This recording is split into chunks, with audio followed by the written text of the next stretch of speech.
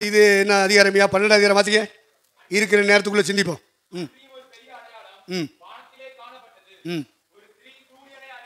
ம் ம் ம் ம் ம்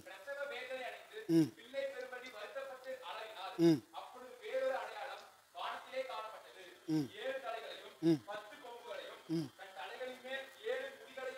ம் பாருங்க, 7 தலை. 1 2 3 4 5 6 7 7 சிவப்பான என்ன கலர்? அது சிவப்பு கலர். 7 தலை நாகம். 7 தலை கொண்ட நாகம். அது தலையில் என்ன இருக்கு? கொம்பா? என்னையா வாசிங்களே, எல்லாம் படம் பார்க்க வாசிங்களே. 7 தலைகளையும். இது உங்களுக்கு எப்படி செட் ஆகுமா? 7 தலைக்கு 10 கொம்பு எப்படி வரும்? அதான் சாத்தான். 7 தலைக்கு எத்தனை கொம்பு வரும்னு? 1 7 வரணும், 2 2 போட்டால் 14 வரணும். இங்கே எத்தனை கொம்பு இருக்கு? எல்லாம் யோசிச்சிருக்கீங்களா? ஒவ்வொரு தலைக்கும் 10. அப்படி எழுதியிருக்கு. அப்படி எடுத்துக்கலாம் சொல்லிலோ. அப்போ இனி பால் டாக்டரின்னு தனியாக ஒன்று போடணும். பவுல் டாக்டரின் செந்துராய். அப்போது முடினா கிரீடம். முடினா என்னது? கிரீடம். 7 தலைக்கு வச்சிருக்கு. இது சிவப்பான நாகம். என்ன கலரு? சிவப்பு. பச்சை கிடையாது, மஞ்சள் கிடையாது, வெள்ளை கிடையாது, சிவப்பாக இருக்கு. கருப்பும் கிடையாது. செந்நாகம். என்ன நாகம்? ஆமாம், செந்நாகம். இது இந்த அம்மாவுக்கு முன்னாடி நிற்கிது பத்திலா? இந்த அம்மாவுக்கு முன்னாடி இந்த அம்மா பாருங்க, இது ஜூம் பண்ணி காமிச்சிருக்கு, இது ஜாதாவாக காமிச்சிருக்கு. இந்த அம்மா சூரியனை அணிந்திருந்தால் என்ன செய்கிறாள்? அவள் எது மேலே நிற்கிறா? சந்திரன் மேலே நிற்கிறா. தலையில் ஒரு கிரீடம் இருக்கு. இந்த கிரீடத்தில் 12 நட்சத்திரங்கள். இந்த கம்மலில் ஒரு கல் வைப்பாங்க தெரியுமா? மூக்குத்தியில் கல் வைப்பாங்க, அந்த நெக்லஸில் கல் வைப்பாங்க. அது மாதிரி 12 கற்கள் மாதிரி வச்சிருக்கு கிரீடம், தங்க கிரீடம். அந்த கிரீடத்தில் 12 நட்சத்திரங்கள் மின்னிக்கிட்டு இருக்கு. அடுத்து அவள் கர்ப்பவதி. அவள் என்ன செய்கிறா? கர்ப்பவதி. அப்போ சுற்றி சூரியன் பிரகாசிக்கிறது. சுற்றி என்ன செய்யுது? நமக்கு பார்க்கும்படி ஏதோ ஒரு சுடிதாரா? இதுக்கு பேர் என்ன? நைட்டியா? என்னத்தையும் ஒருத்தி போட்டிருக்கா பார்த்தீங்களா? என்ன போட்டிருக்கா? நைட்டியா சுடிதாரா? என்னது? என்கிட்ட சொல்லுங்கப்பா, எனக்கு புரியல. ஓ அப்படி, சரி. அப்போது உடலை மூடி மறைத்திருக்கு பற்றிலாம் இதான் தகுதியான வஸ்திரம். நெஞ்சு தெரியக்கூடாது, வயிறு தெரியக்கூடாது, முழு கையும் மறையணும். அப்போ இதை பார்த்து ஒரு அங்கி போட்டிருக்காங்களா? இதுதான் தகுதியான வஸ்திரம். இதான் என்ன வஸ்திரம்?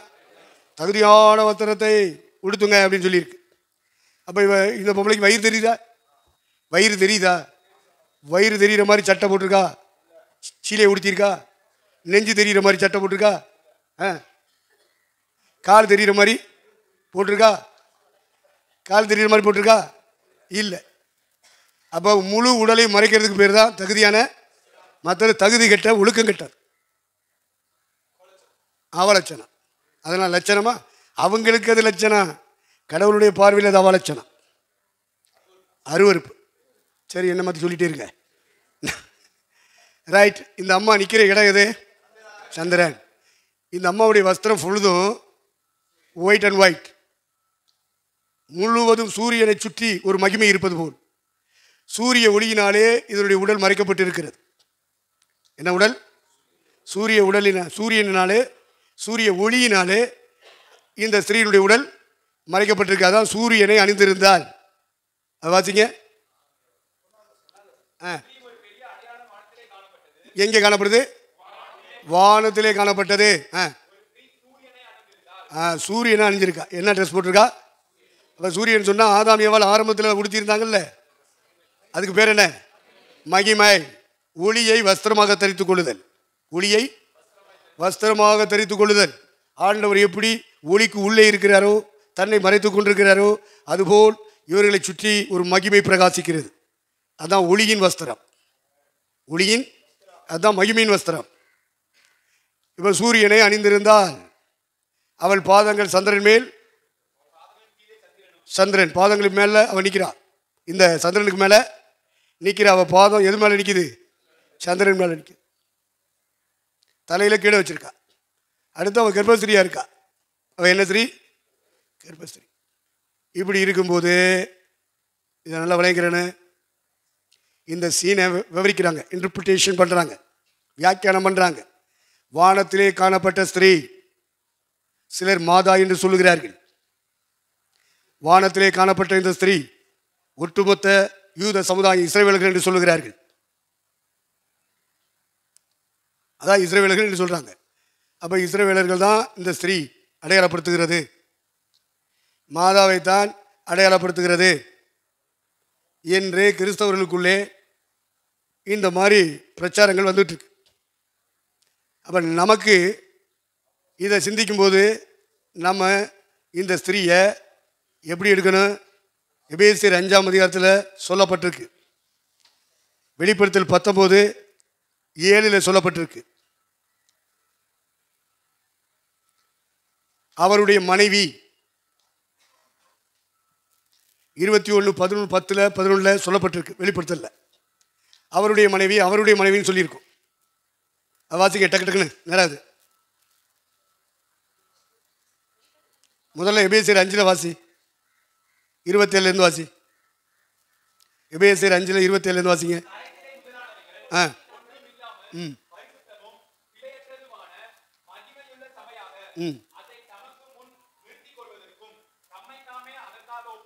அடுத்து அதிலே வாசிப்பா.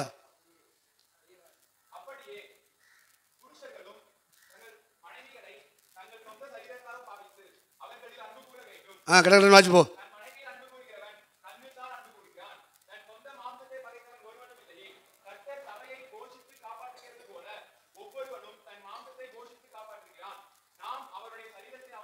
நாம் அவருடைய சரீரத்தின் அவயவங்களாயும் மாம்சத்திற்கும் எலும்புகளுக்கும் உரியவர்களாயும் இருக்கிறோம். அடுத்து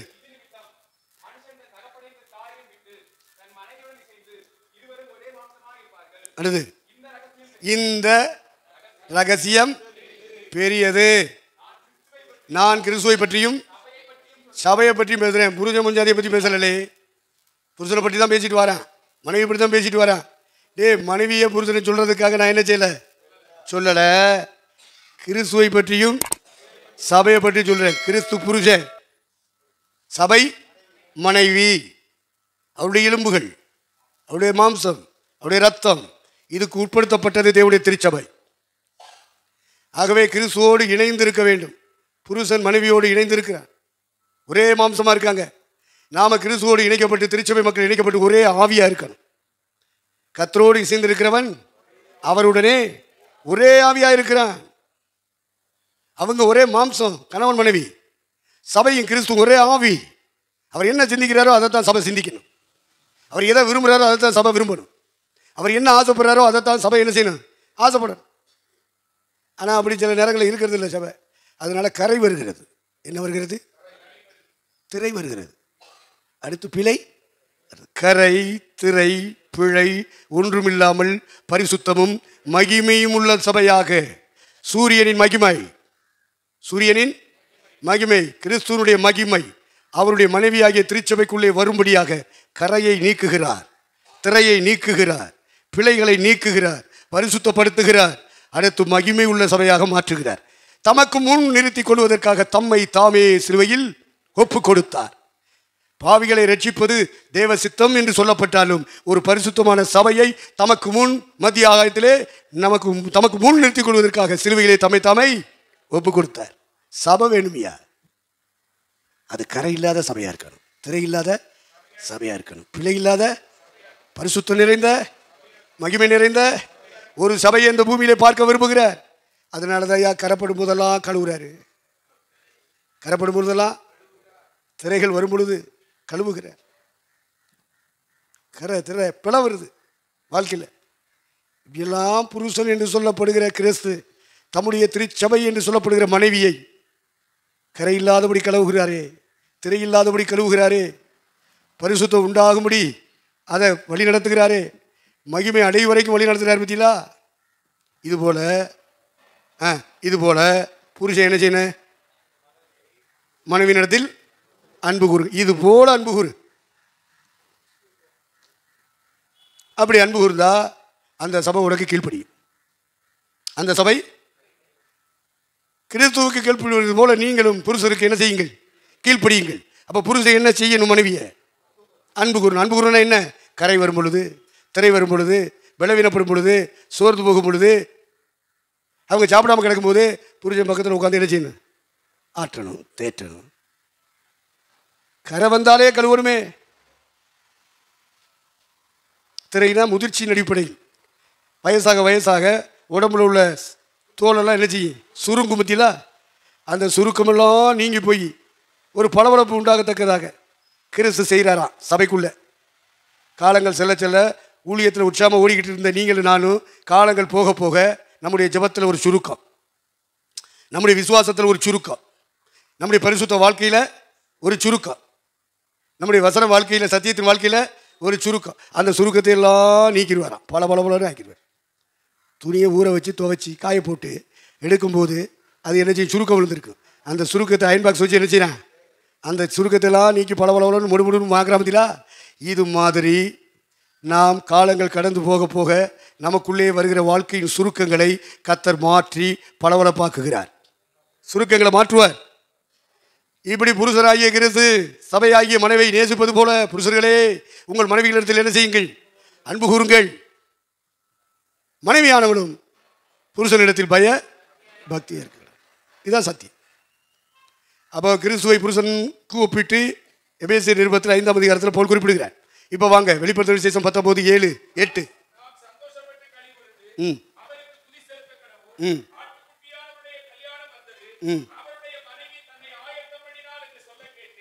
அவருடைய மனைவி என்ன செஞ்சாலாம்? எதுக்கு ஆயத்தமாகிறா? கல்யாணத்துக்கு. நம்ம உலகத்தில் கல்யாணத்துக்கு ஆயத்தமாகிறது யாரு? மனவாட்டினா கல்யாணம் ஆகாதவ, கன்னிகை. அவள் தான் கல்யாணத்துக்கு மனைவி ஆகும்படி ஆயத்தமாவா. ஆனால் இங்கே தலையில் எழுதியிருக்க. அதனால தான் ஜாத்தான் எழுதிறான். 7 கொம்பு இருக்கிறதுக்கு 10 கொம்பு வச்சுருக்கான். 14 கொம்பு வச்சுருக்கு, 10 கொம்பு வச்சுருக்கான். தலையில தான். அது உன்னதமானவர்களுக்கு மத்தியில் தான் நடக்கும். வானத்திலே ஒரு அடையாளம் காணப்பட்டது. அந்த அடையாளத்திலே ஒரு ஸ்திரீ சூரியனை அணிந்திருந்தால் அவள் பாதங்களின் கீழ் சந்திரன் இருந்தது. தலையிலே நட்சத்திரங்கள் 12 நட்சத்திரங்களுக்கு இடத்தை அணிந்திருந்தால் என்று சொல்லப்பட்ட அதே இடத்துல இன்னொரு அடையாளம் 7 நாகம், 7 தலை உள்ள நாகம். அதுவும் வானத்தில் தான். அப்படின்னா என்ன அர்த்தம்? யார் யாரெல்லாம் ஆத்மாவிலே உயிர்ப்பிக்கப்பட்டிருக்கிறார்களோ, யார் யாரெல்லாம் பரிசுத்த ஆவியினாலே நிரப்பப்பட்டிருக்கிறார்களோ, யார் யாரெல்லாம் தேவனோடு உடன்படிக்கை செய்து ஸ்நானம் எடுத்திருக்கிறார்களோ, யார் யாரெல்லாம் ஆவியிலே நிறைந்து ஆராதிக்கிறார்களோ அவர்கள் அத்தனை பேரையும் கொத்தி கொதறணும். அதுக்கு தான் அங்கே நிற்குது அதே இடத்துல. இதான் வானமண்டலத்தின் பொல்லாத ஆவியினுடைய பிரதிபலிப்பு. இந்த ஆவிகளோடு போராட்டம் உண்டு அந்த ஸ்திரீக்கு. அப்போ ஸ்திரீ என்று சொன்னால் இஸ்ரவேலர் அல்ல, ஸ்திரீ என்று சொன்னால் மாத அள்ள. இப்போ ஸ்திரீ என்றால் யாரு?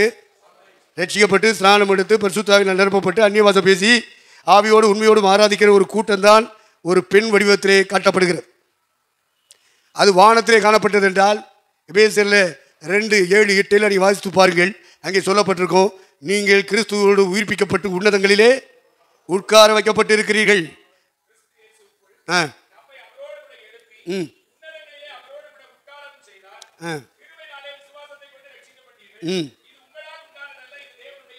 அப்போ உன்னதங்களில் உட்கார்ந்துருக்கான் ஒரு சபை.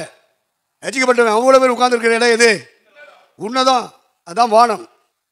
வானத்திலே அடையாளம் காணப்பட்டது. ஒரு ஸ்திரீ காணப்படுகிறார். அப்போ ஆத்துமாவிலே உயிர்ப்பிக்கப்பட்டவர்கள் அவர்களை தான் பெண் வடிவத்தில் சொல்லப்பட்டிருக்கு.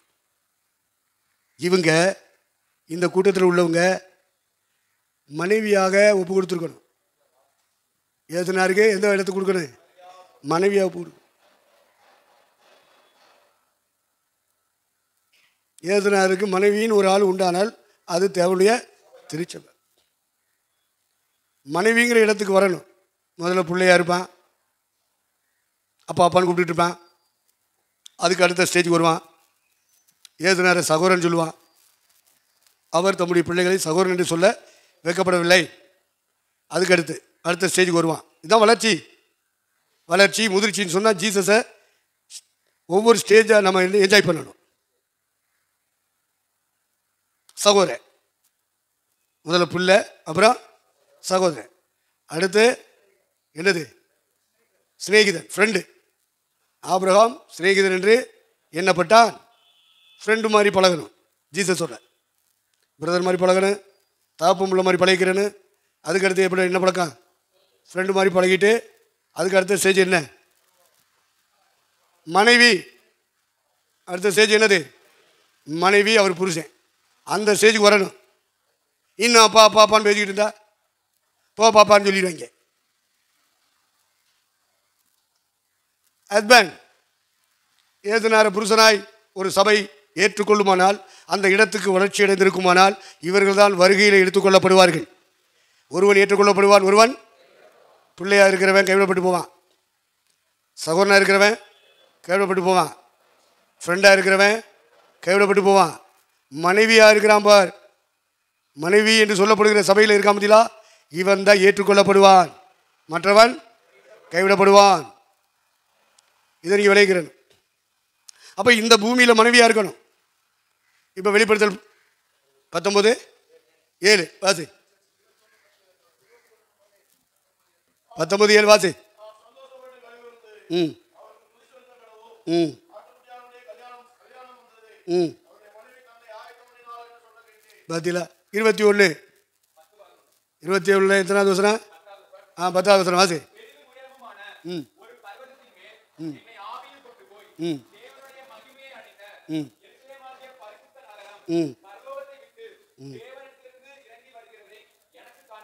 சரி. அப்போ பரிசுத்த நகரம்னு சொல்லுவாங்க. சபைக்கு ஒரு பேர் மனைவி, சபைக்கு இன்னொரு பேர் மணவாட்டி, சபைக்கு இன்னொரு பேர் புதிய எருசலேம். இது திருச்சபைக்கு கொடுக்கப்பட்ட பெயர்கள். அந்த பேருக்கு ஏற்றபடி இருக்கணும். அவன் பேர் எப்படியோ அப்படித்தான் அவனு இருக்கான்னு சொல்லுவாள்ல அபிகாய், தன் ஹஸ்பண்டை பற்றி சொல்லுவா. அது மாதிரி நமக்கு பேர் கொடுக்கப்பட்டிருக்கும். ஏசுனாருக்கு பொண்டாட்டி மனைவி அந்த சபை அப்படின்னா அதுக்கு ஏற்றபடி அவங்களுடைய ஆக்டிவிட்டீஸ் பிஹேவியர் இருக்கணும். அப்போ இத்தனை வசனங்களும் திருச்சபையை மனைவின்னு சொல்லுது. அப்போ தேவனுக்கு பிள்ளைகளாக இருந்தால் போதாது, அடுத்த ஸ்டேஜுக்கு வளரணும், பிரதராக வளரணும். அப்புறம் அதை என்ஜாய் பண்ணிட்டு அடுத்த ஸ்டேஜுக்கு போகணும். ஃப்ரெண்டாக வளர்ந்துட்டு அடுத்து மனைவிங்கிற ஸ்டேஜுக்கு போயிடணும். அப்படி அவரோடு இணைந்து அந்தரங்க உறவு. அதுதான் ஜீசஸ் சொன்னார், உன் அறை வீட்டுக்குள் பிரவேசித்து கதவை என்ன செய்ய போட்டு அந்தரங்கத்தில் இருக்கிற பிதாவை நோக்கி ஜெபம் பண்ணு, அப்பொழுது வெளியரங்கமாய் பலனளிப்பார். அதுதான் இந்த புள்ள. இன்னும் ஒரு புள்ள படுத்துக்கு பார்த்தீங்களா? தூக்கிட்டு போயிரு, அதிக அழகாக இருக்குன்னு சொல்லிட்டு. அதனால் அந்த பிள்ளைய ஆம்பளை பையனை பெற்றுருச்சு. அப்போது அந்தரங்க உறவு, ஒரு சரியான சபை. எல்லாரும் தூங்கினாலும் அவன் தூங்க மாட்டாயா, அவன் அழுதுகிட்டே இருப்பாயா, ஜோமன்ட்டே இருப்பாயா, மூச்சு வாங்கிட்டே இருப்பான். ஊரெல்லாம் தூங்கையிலே உள்மூச்சு வாங்கையிலே அப்படின்னு ஒரு திரைப்பட கவிஞன் எழுதுகிறேன். தோத்துறான். அப்போ அந்தரங்க உறவு வெரி வெரி இம்பார்ட்டன்ட். ஒரு திருச்சபை ஆவியின்படி கிறிஸ்துவின் சமூகத்தில், தேவ சமூகத்தில் உட்கார்ந்து அவங்க அந்தரங்கத்தில் உறவாடணும். அது அறை வீட்டுக்குள் பிரவேசி, அந்தரங்கத்தில் இருக்கிற பிதாவை நோக்கி ஜெபம் பண்ணு, ஆவியிலே நிறைந்து ஜெபம் பண்ணு, விசுவாசத்தில் நிரம்பி ஜெபம் பண்ணு. அப்படி ஜெபத்திலே கடவுளோடு, இறைவனோடு, இயேசுவோடு உறவாடுகிற நபர் யாரோ, எந்த சபை உறவாடுகிறதோ அதுக்கு பேர் தான் மனைவி. இயேசுனாருடைய மனைவி. கொரட்டை விட்டு தூங்கிட்டு இருந்தா அதை நீங்கள் புரிஞ்சுக்கிறீங்க. தோத்திரம். அப்போ அவள் கர்ப்பவதியாகிறாள். அடுத்த வசந்த வாசி. அவள் சூரியனை அணிந்திருந்தால் இருந்தன, கர்ப்பவதியாகி பாருங்க. ஃபர்ஸ்ட் அவள் கர்ப்பஸ்திரீ. அப்போ அவள் பிரசவாதனை அடைகிறதுக்கு முன்னாடி என்ன வேதனை அனுபவிச்சிருப்பா? கற்ப வேதனை. என்ன வேதனை? கற்ப வேதனை வேற, பிரசவ வேதனை வேற. 2 வேதனை ஸ்திரீகள் அனுபவிப்பார்கள்.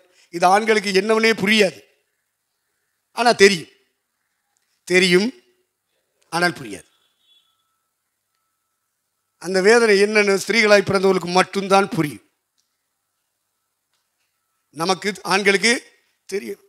ஐயா கன்சீவ் ஆயிடுச்சியா, சாப்பிட மாட்டேங்கிறா, என்னத்தை கொடுத்தாலும் வேண்டாம் வேண்டாங்கிறா. கற்ப வேதனை. புள்ள உருவாகும் போது என்ன வேதனை? கற்ப வேதனை. கலாத்தியர் 4:13 4:19.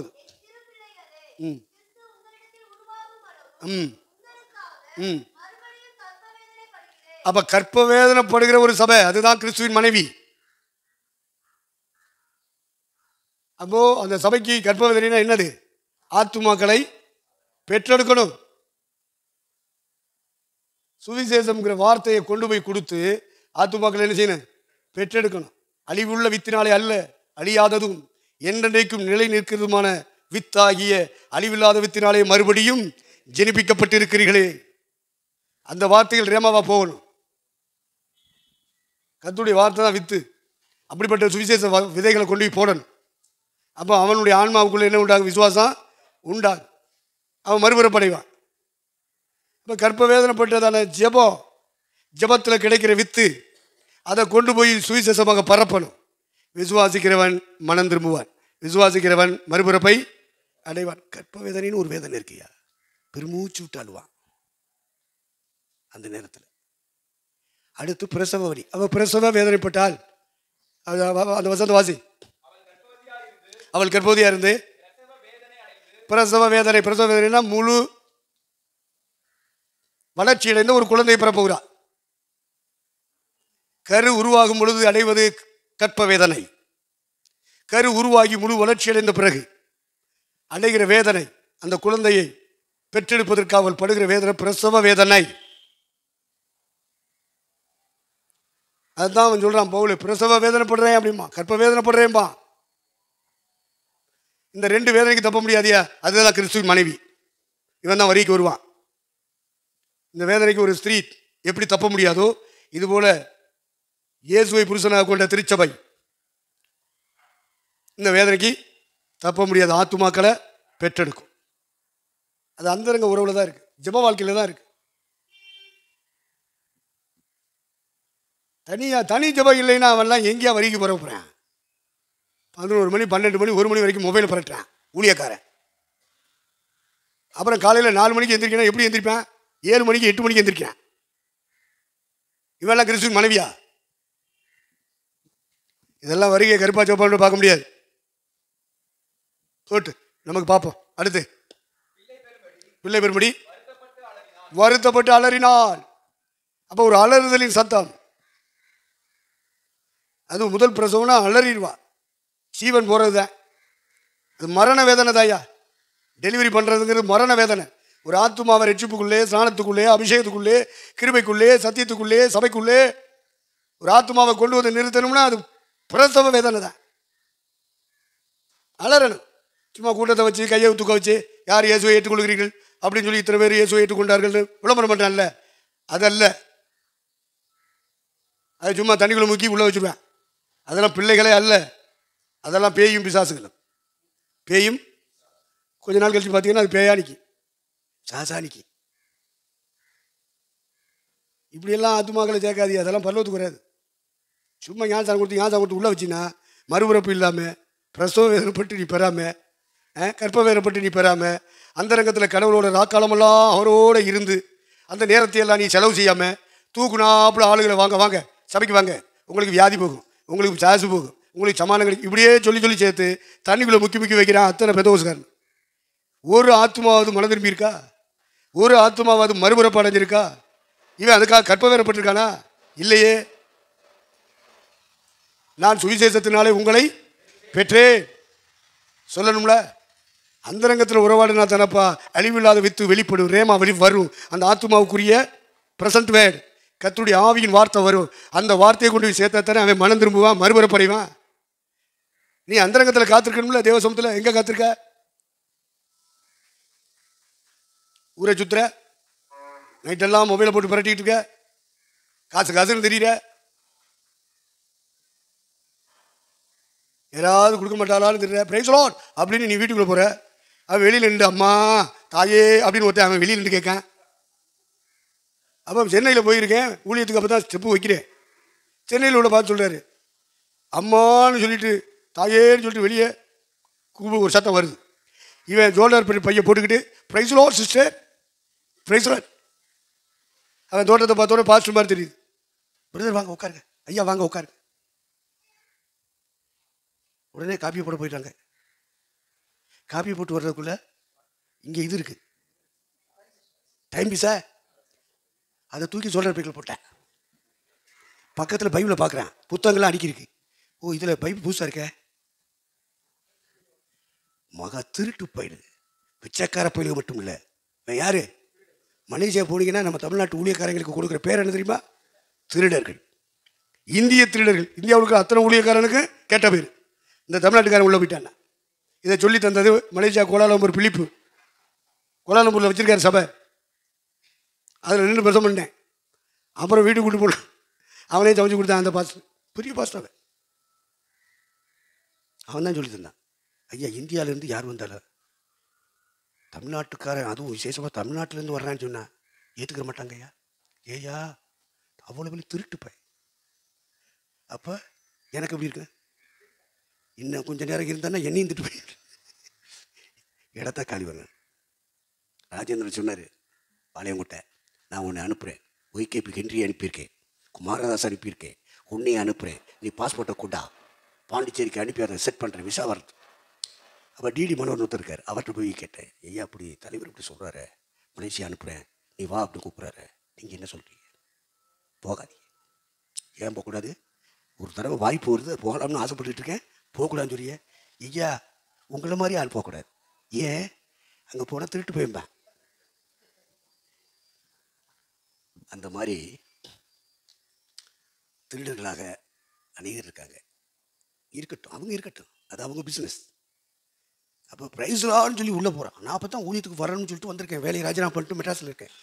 அங்கே பாஸ்டர் சொல்கிறாரு, இவன் வீட்டுக்குள்ளே வந்து ப்ரைஸ்லான்னு சொல்கிறவன் கௌரவ பிச்சைக்காரன். வீட்டுக்கு வெளியே நிற்கிற மாதிரி இன்னொருத்தன், அவன் கௌரவம் இல்லாமல் பிச்சை எடுக்கிறான். அம்மா தாயே அப்படின்னா, இவன் ப்ரைஸ்லாட் அப்படின்னு வந்து உட்காந்துக்கிட்டு பிச்சை எடுக்கிறான்.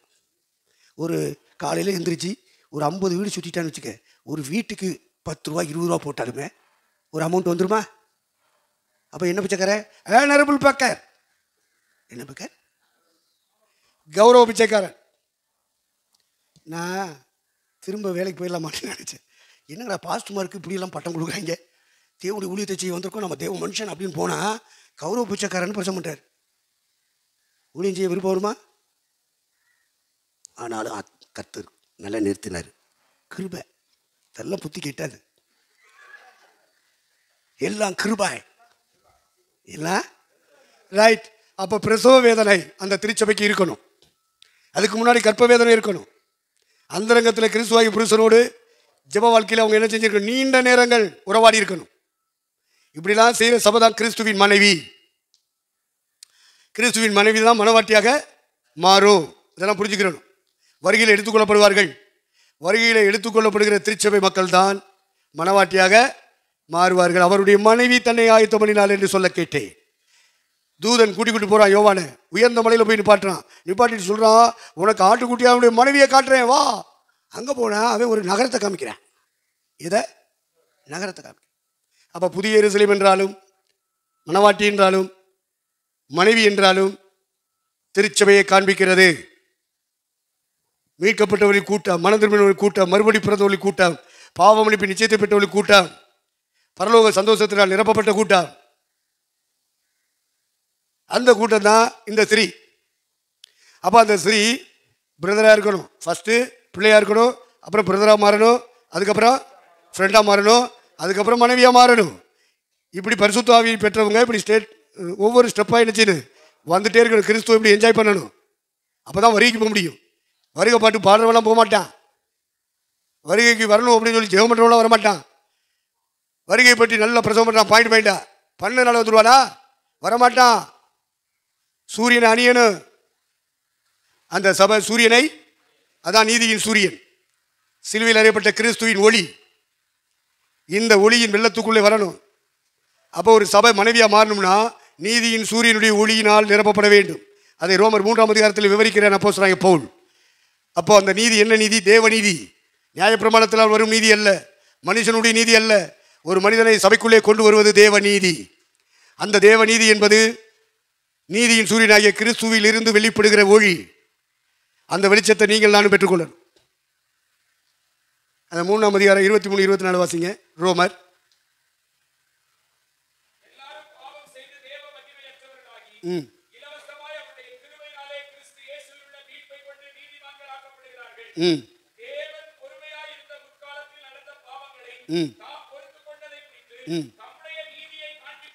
பாருங்க, தேவனுடைய நீதி ஒவ்வொரு மனுஷனுக்கு கிடைக்கணும். தம்முடைய நீதியை காண்பிக்கும் பொருட்டாக இயேசுவினிடத்தில், சிலுவையில் தொங்குகிற இயேசுவினிடத்தில் விசுவாசமாய் இருக்கிறவனை நீதிமான் ஆக்குகிறவருமாய் விளங்கும்படி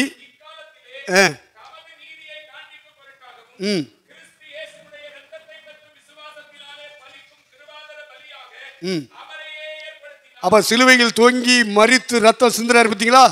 அந்த ரத்தத்தை பற்றி விசுவாசம் ஒருவனுக்குள்ள வந்துருச்சுன்னா பரலோகம் அவனை நீதிமானம் பார்க்க ஆரம்பிக்குது. ஏன்? அந்த ரத்தத்தை பற்றுகிற விசுவாசத்தில் ஒரு மனிதன் பற்றி கொள்ளும் பொழுது அவனுக்குள்ளே ஒன்று நடப்பிக்கப்படுகிறது. என்ன நடப்பிக்கப்படுகிறது? அவனுடைய ஆன்மாவிலே ஒரு மாற்றம் உண்டாகிறது, அவனுடைய மனதிலே ஒரு மாற்றம் உண்டாகிறது, செத்து போய் கிடக்கிற அவன் ஆத்துமாவுக்குள்ளே ஒரு ஜீவன் உண்டாகிறது. அப்போது பாவியா வந்த மனுஷன் இப்ப நீதிமானா திரும்புவான்.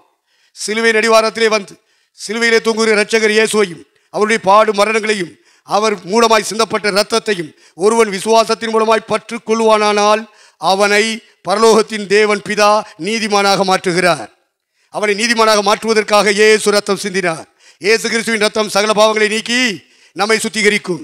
நித்திய ஆவியினாலே தம்மை பழுதற்ற பலியாக ஒப்பு கொடுத்த கிறிஸ்து இயேசுவினுடைய ரத்தம் ஜீவனுள்ள தேவனுக்கு ஊழியம் செய்வதற்கு நம்முடைய மனசாட்சியை, குற்ற மனசாட்சியை, துர்மனசாட்சியை கழுவி சுத்திகரிப்பது எவ்வளவு நிச்சயம். சுத்த மனசாட்சி கிடைக்குமியா? பாவமன்னிப்பு நிச்சயம் கிடைக்குமியா? அதனுடைய அடையாளமா பரலோக சந்தோஷம் கிடைக்குமியா? அப்படிப்பட்டவன் தான் நீதியின் சூரியனை என்ன செய்யறான்? கிறிஸ்துவை தரித்துக் கொள்கிறார்கள். அதுக்கப்புறம் அவர் ரட்சிக்கப்பட்டு அவன் ஞானஸ்நானம் எடுக்கிறான். கிறிஸ்துவை தரித்துக் கொண்டிருக்கிறீர்களே அப்படிமா. இப்படி நீதியின் சூரியனை அணிஞ்சிருக்கிறார். சூரியன் அணிஞ்சிருக்கு இந்த சபை. அடுத்து சந்திரன் மேலே நிற்குது. சந்திரங்கிறது கிறிஸ்துவின் மூலமாய் வருகிற கிருபை. ஒவ்வொரு நாளும் கிருபை வரணும். காலைதோறும் நம்முடைய கிருபைகள் புதியவைகளாக இருக்கிறது. ஆகவே காலையில் எந்திரிக்கணும். தூங்கி எந்திரிக்கிறவங்களுக்கு கிருபை கிடைக்காது. இருக்கிற கிருபை குறையும், கிருபை விலகும். பொய்யான மாயை பற்றி கொண்டவர்கள் தங்களுக்கு ஒரு கிருபையை போக்கடிக்கிறார்கள். பொய்யான மாயை என்பது இந்த உலகம். சூரியனுக்கு கீழே பூமிக்கு மேலே இதெல்லாம் சாதனை நினைக்கிறியோ, இதையெல்லாம் பெருமை நினைக்கிறியோ, இதெல்லாம் ஜீவனை நினைக்கிறியோ, அது அத்தனையும் மாயை மாயை மாயை. மனதுக்கு பொய்யான மாயை பற்றி கொள்ளுகிறவர்கள் தங்களுக்கு ஒரு கிருபையை. நீ கிருபையில் நிற்கணுமியா, பெருமையில் நிற்காத. எது மேலே நிற்குது இந்த பொம்பளை? கிறிஸ்துவின் மனைவியாகிய சபை எங்கே நிற்கிறது? கிருபையில் நிற்கணும். 12 அப்போஸ்தலருடைய உபதேசம், 12 நட்சத்திரங்கள் எதை காட்டுகிறது? அப்போஸ்தல உபதேசத்தில் கட்டப்படணும். ஏதோ ஒரு வசனத்தை சொல்லி ஆண்டவர் பேசுறாரு, அப்பா பேசுறாரு சொல்லிட்டு போயிட்டு இருக்கக்கூடாது. உபதேசம் வேணும். உபதேசத்தினாலே கட்டப்படுகிற சபை இந்த சபை. அதான் கிறிஸ்துவின் மனைவி. 12 அப்போஸ்தலருடைய உபதேசத்தினாலே அவர்கள் கேட்டு கேட்டு விசுவாசித்து கிறிஸ்துவோடு உறவாடி அவங்க கற்பவதியாகி அவங்க ஒரு பிள்ளைய பெற்றெடுக்கணும், ஒரு ஆத்மாவை பெற்றெடுக்கணும். ஆத்மா மட்டுமல்ல, நமக்குள்ளே ஒரு ஆவிக்குரிய ஜீவியம் உருவாகும். கடைசியா வாசிங்க ரோமர் 8:23.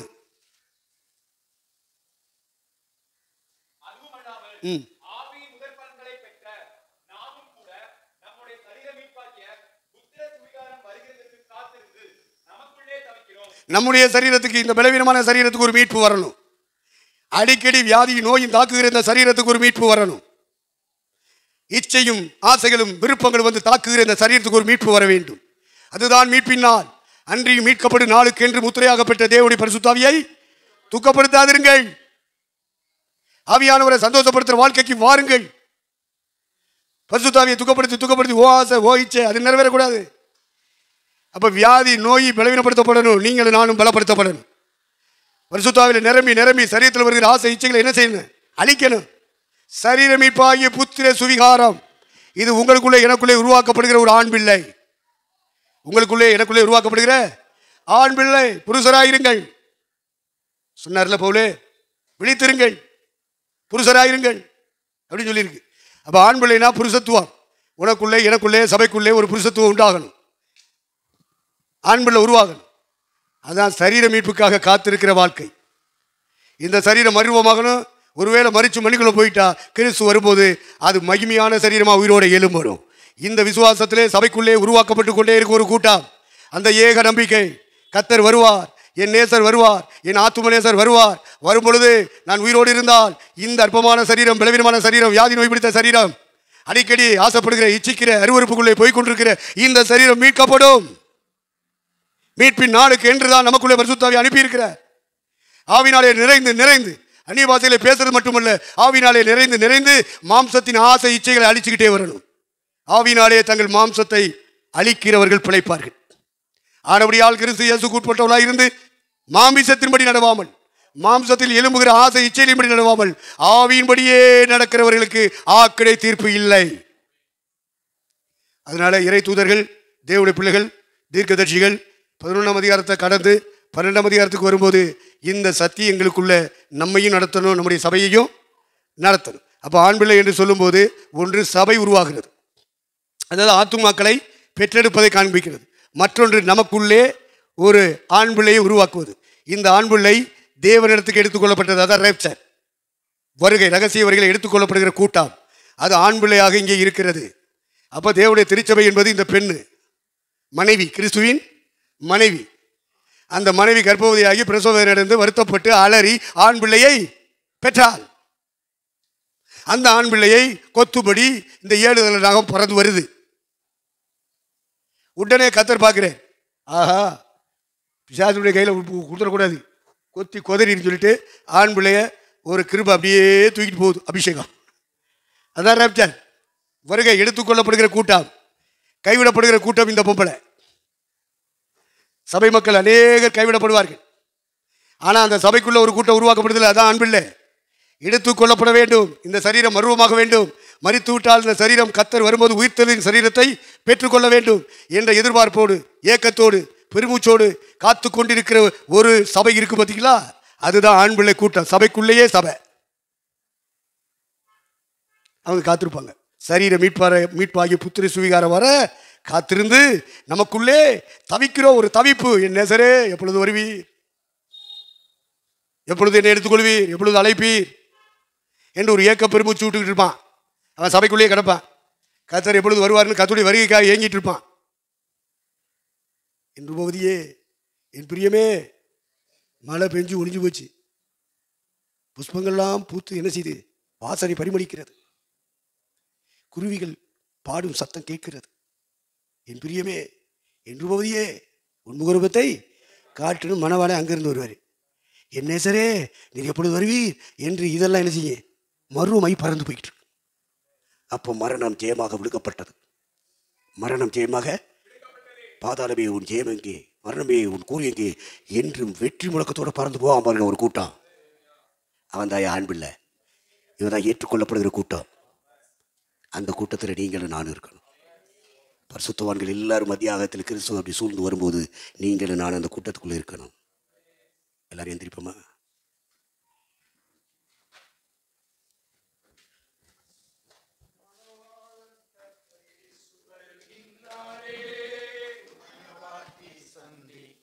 ஆயத்தம் தானா மன